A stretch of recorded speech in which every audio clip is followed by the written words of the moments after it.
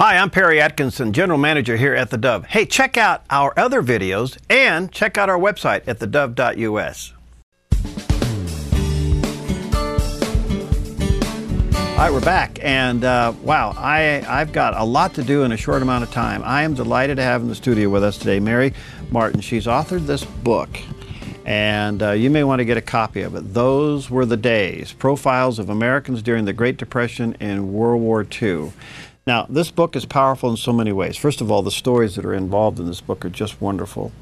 Secondly, and I have to tell you, Mary, by the way, welcome. Thank you. I kind of forgot that you are saying that the proceeds of this book are going to the Dove's Building Program, and she just brought in $872. Yeah. I'm kind of on tilt here. This is wonderful. Thank you. You're welcome. What inspired you to write this book? Well, I was listening to this wonderful woman in my church who was doing something very creative. We had a building fund at Jacksonville Press. Yeah. And she wanted everybody to do something to raise funds. And I like big projects.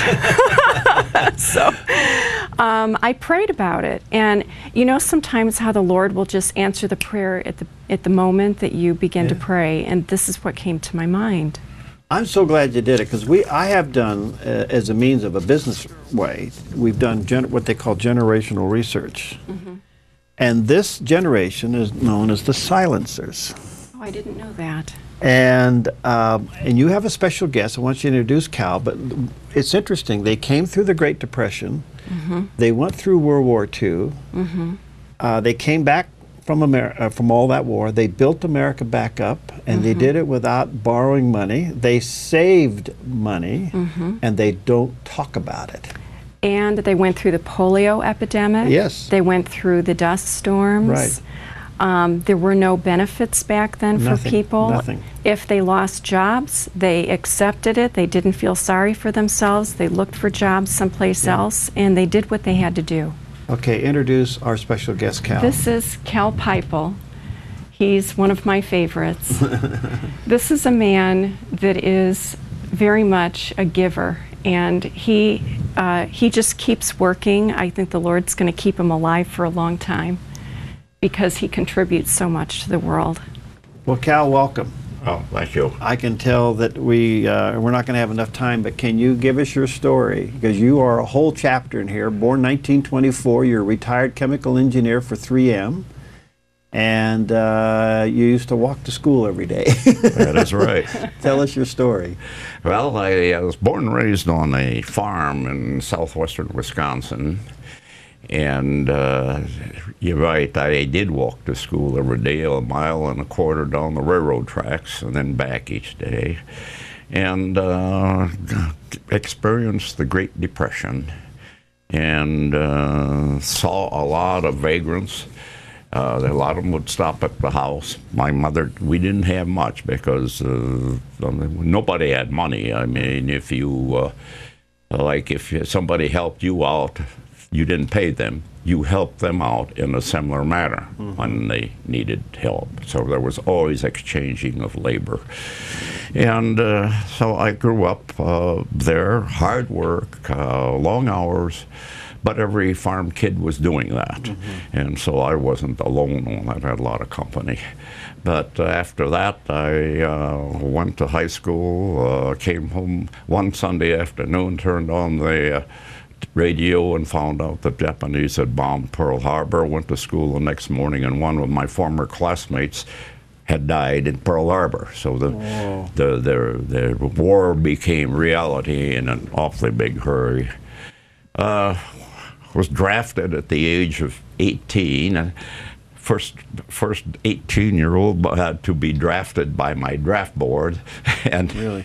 And then went on to become through the war. I was in for 3 years and was just on the way over to the Pacific when the war ended. So I didn't see any combat action, which I kind of regretted in a way because we were trained. We felt we were a pretty good B-29 crew, and we didn't get on the B-29? Yes. Oh, I got to have you back. Yeah, we do. Wow. And then came back and went to college because of, I think, one of the greatest pieces of legislation that the Congress has ever passed is the GI Bill of Rights. Bill, yeah. That's why everybody, so many coming back, went to college, because very few people went to college before that. But right. now they had a chance. And that was a part of the greatest generation, and the GI Bill really contributed much toward that. So I went on to become a chemical engineer with 3M Company, spent 40 years in industry, retired 25 years ago, but I'm still here. And had the pleasure, actually it was a pleasure, of heading up the building committee for Jacksonville Presbyterian Church. Wow. So I went through that project, which was very rewarding. Boy, I'm going to have you back because there's so much here. And Mary, this is just one of the many stories, right? Yeah. Oh, yes, there's some good ones in there. And I want to just say to people, jot this down, Mary Martin, LPC, at gmail.com, and order a book. That's Mary Martin, LPC, at gmail.com. And coming up in a few moments, we're going to give a couple of these away. Oh, so much in so little time. How did your faith play into all of that? Tremendously. My parents were Christian. I was born and raised as a Christian. People will say, when did you become a Christian? I guess about the time I came out of the womb, because it started then, and I just held to the faith all the way through. Faith helped me tremendously through tough times. My father became very ill during the Depression there. Wasn't expected to live. I think his faith pulled him through. Doctors had given up on him. Lived to be 89. But throughout, well, I prayed to become a navigator in the Air Force. And that was reaching way out there at the time. But I became one, and I think answered to prayer all the way through the process as part of that. Wow. One other quick question before you go, and that is, thank you for your service. Oh, appreciate that. Thank you. But America is not today is not what you fought for then. No. How do you handle this in your heart? It's tough. It's not easy. I see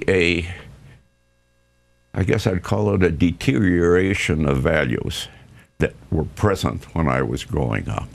Helping one another, doing hard work, not depending on the government for your help. And of course, I'm constantly reminded that the government doesn't give you anything without first taking it away from somebody else. Right. And so I see people saying, "Oh, the government will help me." Yeah. Our tax dollars are helping the government, and this bothers me in the fact that I see maybe moving away from faith-based activities and programs. And do you weep for America? Yeah, I do. Yes, definitely. Well, Mary, I'm sorry we had to crowd you into a short time. We're going to get you back. I want to hear some more of these stories, but and I want to get you back. I want to talk about B-29s with you and stuff like that. I just want to say, Mary, thank you for doing this. I think, first of all, you obviously obeyed the Lord for what you thought was a goal in that time, and it is, and thank you for what you're doing for the Dove. But more importantly, these stories cannot die. They just can't die. This is the heart and the soul of who we are as Americans. And let me encourage you, Mary Martin, LPC at gmail.com. How much are they? $20. $20. Get this book. Read it yourself, and then pass it on to your children and your grandchildren. And let's get some more of these people in. We'll talk to them, okay? Great. All right, we have 2 of these to give away. Callers 5 and 6. That's 776-5368. 776-5368. Callers 5 and 6 will win a copy. Cal, thank you, my friend. And Mary. You're very welcome. Thank you. And thank you for this. You're welcome. I'm out of time. We'll see you next time on Focus Today.